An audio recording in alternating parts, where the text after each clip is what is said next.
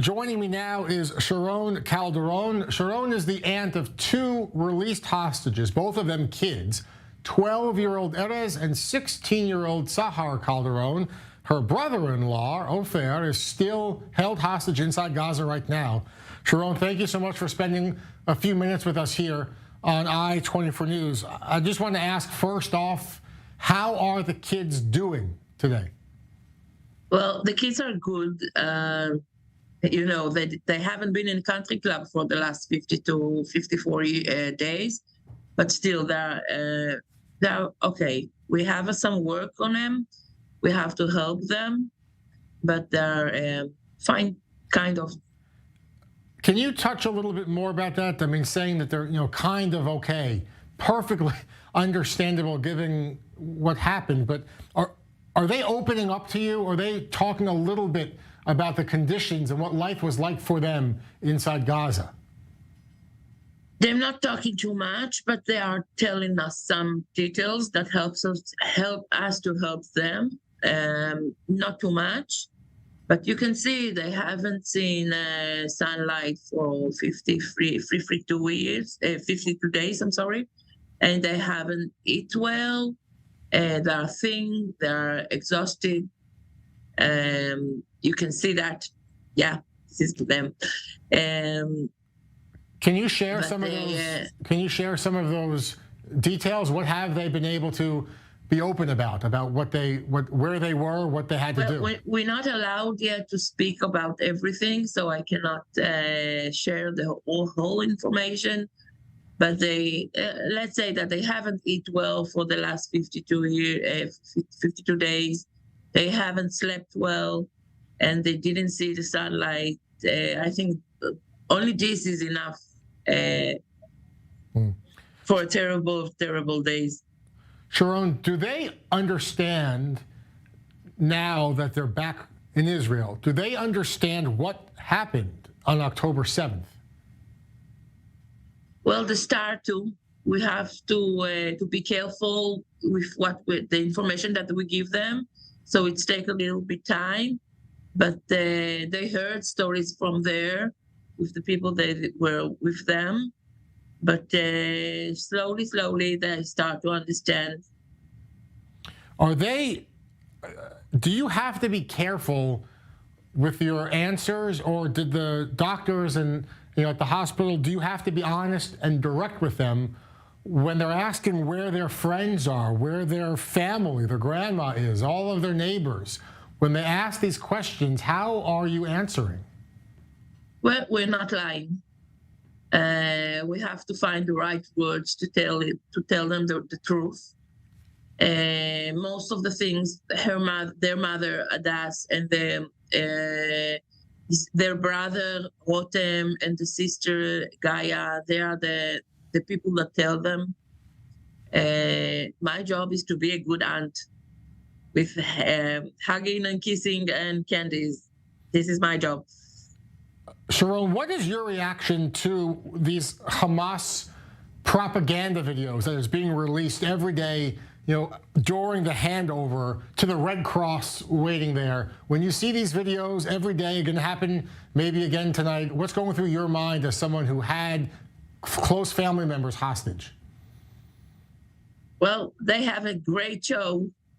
I've been there at the 7th of October.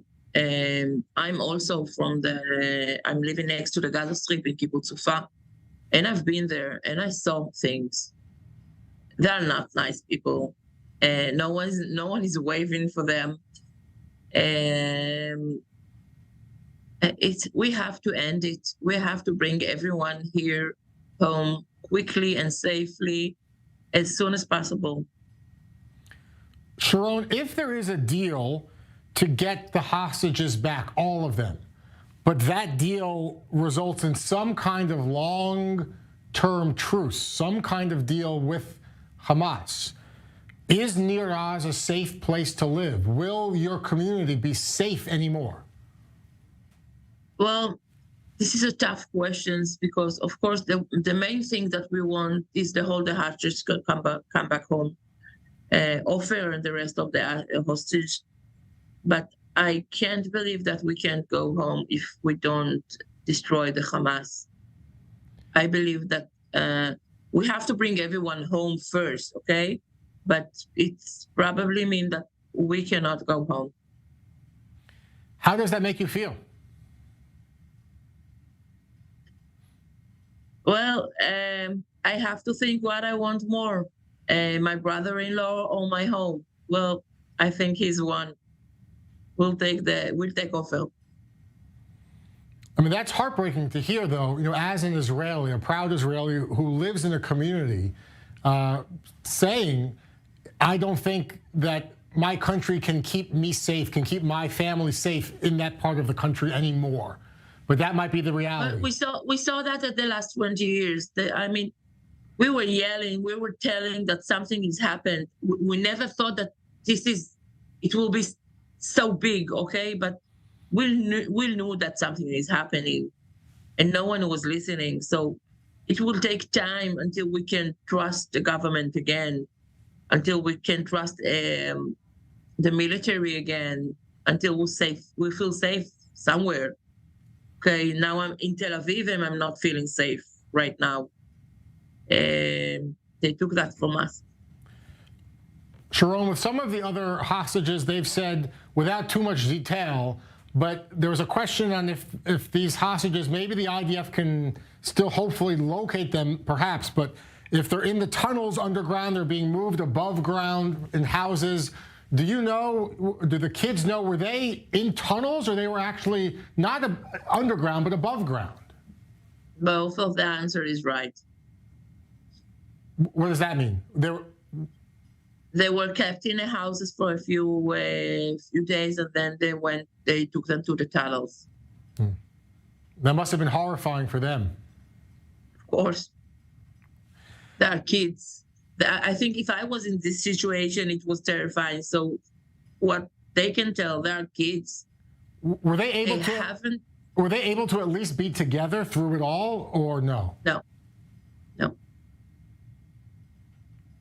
So they didn't know if everyone is alive until the night that they met at the car that took them back home to Israel. I mean, because the actually home doesn't exist anymore.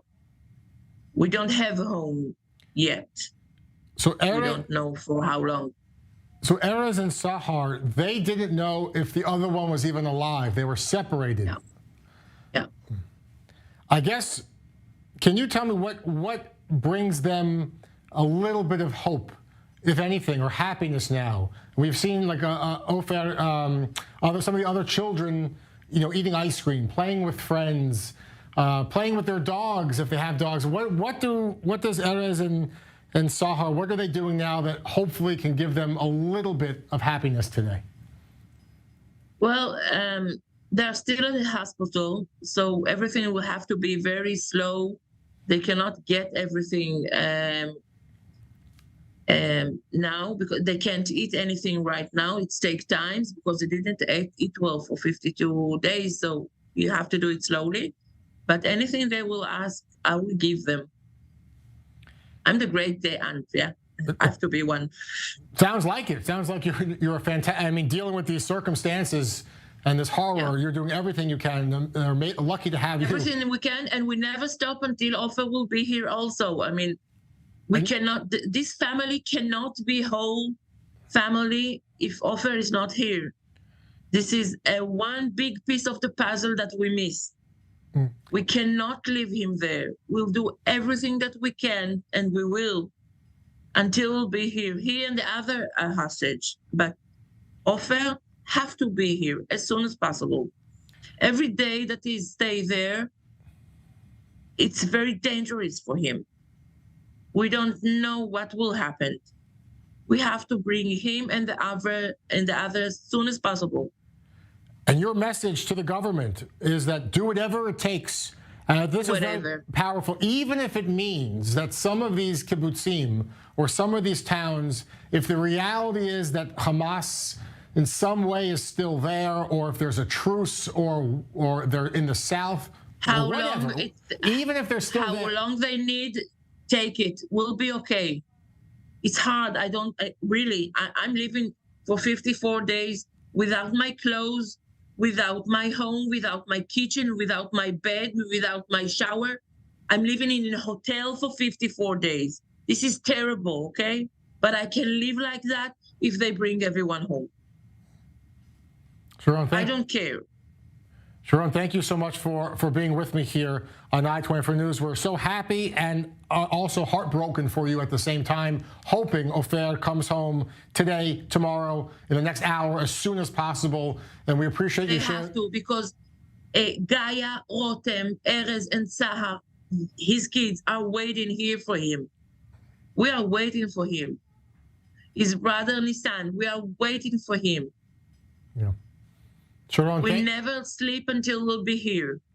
And hopefully that message will resonate across the country and around the world. Sharon, thank you for being with us. Thank you. Thank you for listening.